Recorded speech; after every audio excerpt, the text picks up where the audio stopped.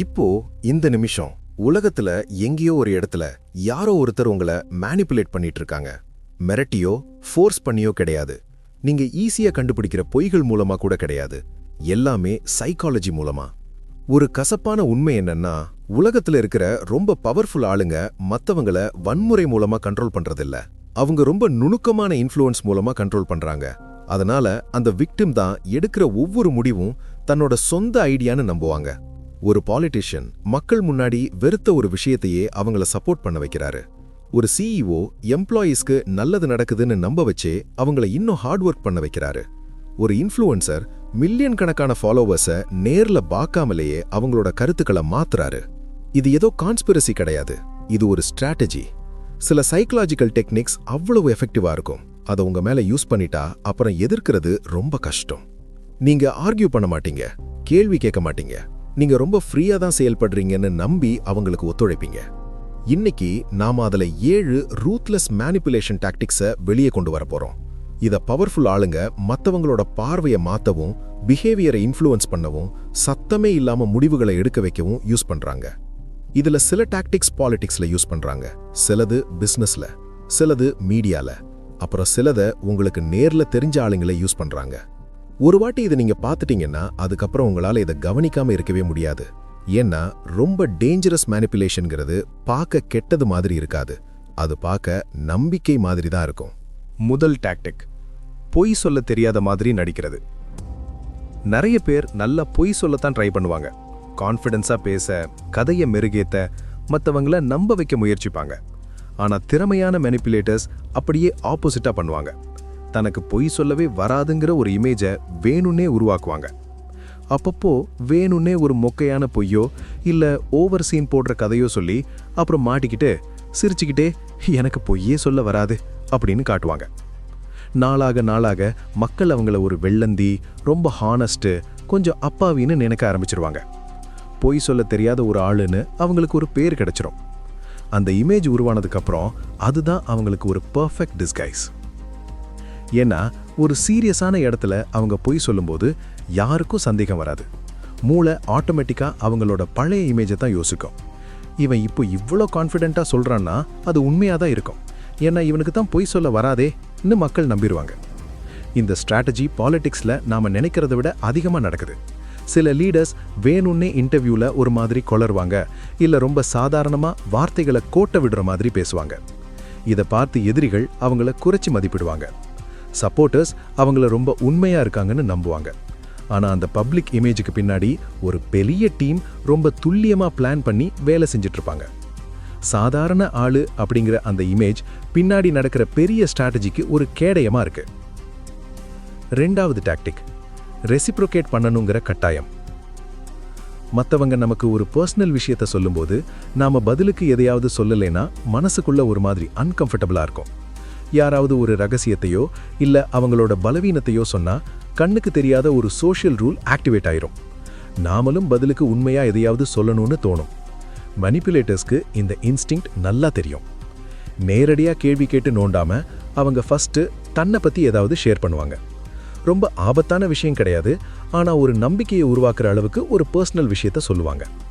உடனே அடுத்த ஆளுக்கு அந்த லெவலுக்கு ஓப்பனா பேசணும்னு ஒரு ப்ரெஷர் வரும்.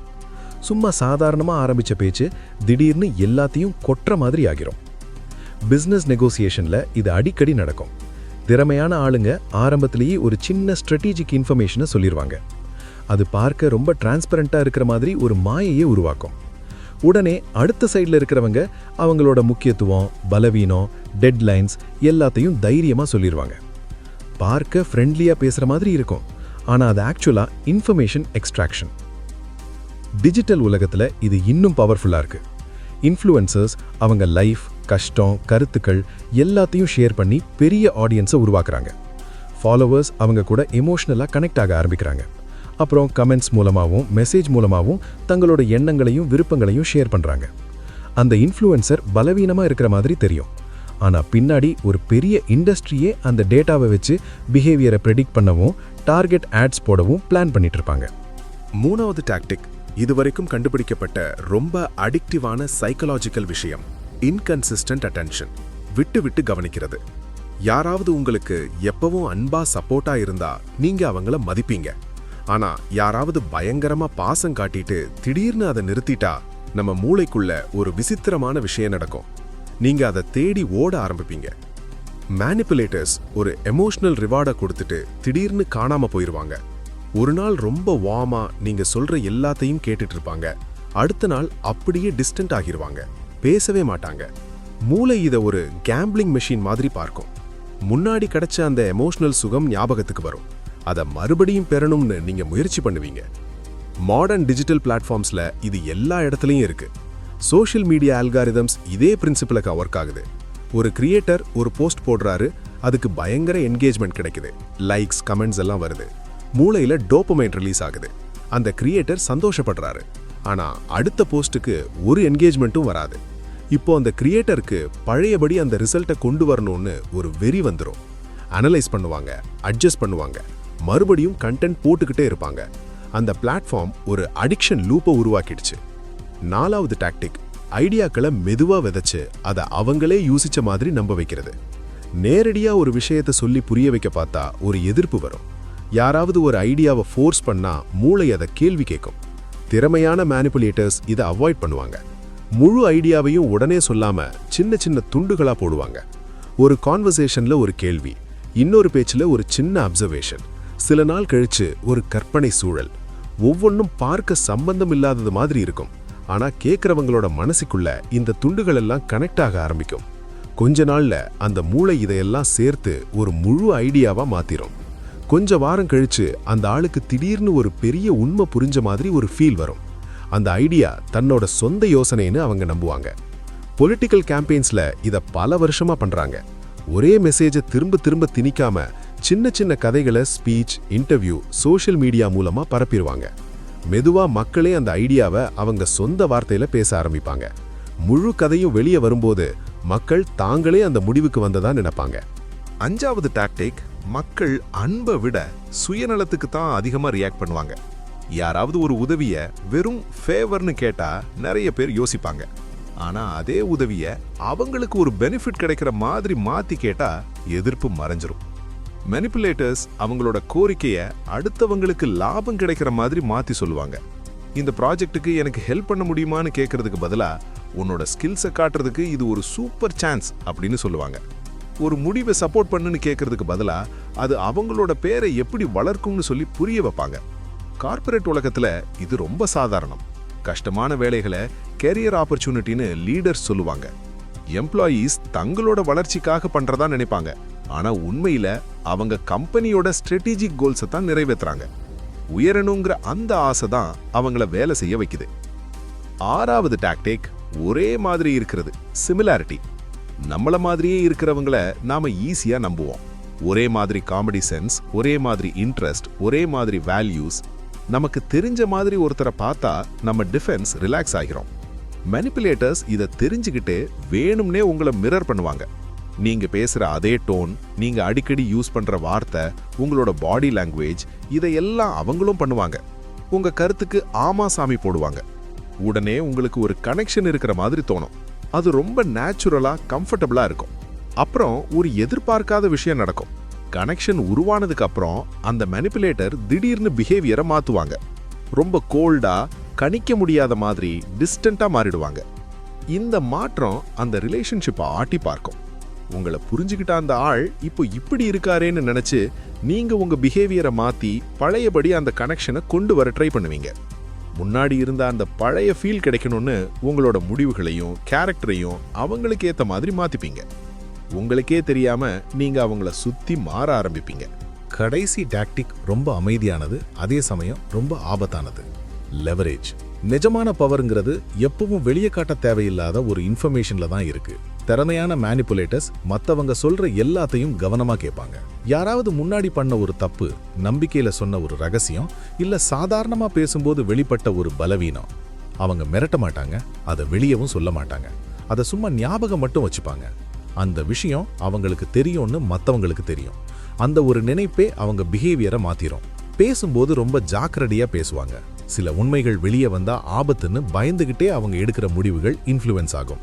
பாலிடிக்ஸ்ல கார்ப்பரேட் போட்டிகள்ல எல்லாம் இந்த லெவரேஜ் அடியில ஒர்க் ஆயிட்டே இருக்கும். ஒருத்தருக்கு ஒருத்தர் காட்டுற லாயல்ட்டி எல்லாம் ஒருத்தரை பத்தி ஒருத்தருக்கு தெரிஞ்ச ரகசியங்கள்னால கூட இருக்கலாம்.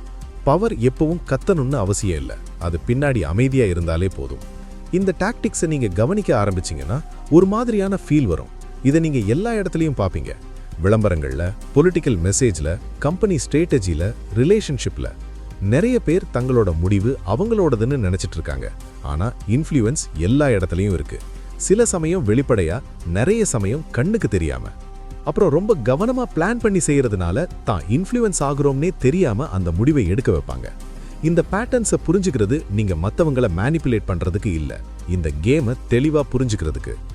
ஏன்னா ஒரு மேனிப்புலேஷனை நீங்க கண்டுபிடிச்சிட்டீங்கன்னா அதோட பவர் போயிரும். உலகத்துல இருக்கிற ரொம்ப ஆபத்தான மேனிப்புலேட்டர்ஸ் ஒரு விஷயத்தை தான் நம்பி இருக்காங்க. இந்த வீடியோவை பார்த்ததுக்கு அப்புறம் உங்க லைஃப்ல ஒரு விசித்திரமான விஷயம் நடக்க ஆரம்பிக்கும். இதுவரைக்கும் நீங்க கவனிக்காத சில பேட்டர்ன்ஸை இப்ப நோட் பண்ண ஆரம்பிப்பீங்க. திடீர்னு சில பேச்சுகள் எல்லாம் ரொம்ப கணக்கு போட்டு பேசுற மாதிரி தோணும். சில பாராட்டுகள் எல்லாம் ஏதோ ஒரு பிளான் பண்ணி சொல்ற மாதிரி இருக்கும். உங்க மனசுல வர்ற சில ஐடியாக்களை பார்த்து உங்களுக்கே டவுட் வரும், இது நிஜமாவே என்னோட யோசனை தானா அப்படின்னு. அந்த நிமிஷம் தான் உங்க அவேர்னஸ் ஆரம்பிக்குது. உண்மையை சொல்ல போனா இந்த உலகத்துல இருந்து மேனிப்புலேஷன் என்னைக்குமே அழியாது. பவர் எப்பவுமே இன்ஃப்ளூயன்ஸ், பர்சுவேஷன், அப்புறம் சைக்கலாஜிக்கல் கண்ட்ரோலை நம்பி தான் இருந்திருக்கு.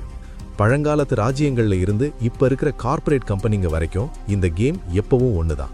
மனசை கண்ட்ரோல் பண்ணுங்க, அப்புறம் நீங்க நினைக்கிற ரிசல்ட்டை கொண்டு வரலாம். ஆனா மேனிப்புலேட் ஆகிறவங்களுக்கும் அதை புரிஞ்சுக்கிட்டவங்களுக்கும் நடுவில் இருக்கிற வித்தியாசம் ரொம்ப சிம்பிள். ஒருத்தர் என்ன நடக்குதுன்னே தெரியாம குருட்டுத்தனமா போயிட்டு இருப்பாரு, இன்னொருத்தர் அந்த பேட்டர்னை கவனிப்பாரு. எந்த நிமிஷம் நீங்க அந்த பேட்டர்னை பாக்குறீங்களோ அப்போ இந்த கேமே மாறிடும். ஏன்னா தனக்கு எதிராக என்ன ரூல்ஸ் யூஸ் பண்றாங்கன்னு தெரியாத இடத்துல மட்டும்தான் மேனிப்புலேட்டர்ஸ் ராஜாவா இருப்பாங்க. ஒரு வாட்டி நீங்க அந்த டாக்டிக்ஸை கண்டுபிடிச்சிட்டீங்கன்னா, இன்ஃப்ளூயன்ஸ் எப்படி ஒர்க் ஆகுதுன்னு புரிஞ்சுக்கிட்டீங்கன்னா, அப்புறம் நீங்க ஒரு பகடக்காய் மாதிரி ரியாக்ட் பண்ண மாட்டீங்க, ஒரு ஸ்ட்ராட்டஜிஸ்ட் மாதிரி யோசிக்க ஆரம்பிப்பீங்க. ரொம்ப கவனமா கவனிப்பீங்க, ஆழமா கேள்வி கேட்பீங்க, ரொம்ப புத்திசாலித்தனமா மூவ் பண்ணுவீங்க. அப்புறம் திடீர்னு ஒரு காலத்துல உங்களை கண்ட்ரோல் பண்ணிட்டு இருந்த அந்த கண்ணுக்கு தெரியாத சக்திகள் எல்லாம் உங்ககிட்ட தோத்து போயிடும். உலகம் ஒன்றும் மாறல, ஆனா நீங்க மாறிட்டீங்க. அந்த அவேர்னஸ், இன்ஃப்ளூயன்ஸ் உண்மையிலேயே எப்படி ஒர்க் ஆகுதுன்னு புரிஞ்சிக்கிற அந்த ஷார்ப்பான அறிவு, அதுதான் ஒரு சாதாரண மனுஷனுக்கும் ரொம்ப டேஞ்சரான ஒருத்தருக்கும் நடுவில் இருக்கிற வித்தியாசம். ஏன்னா இதுதான் இன்சைட் எட்டர்னலோட ஸ்பிரிட்.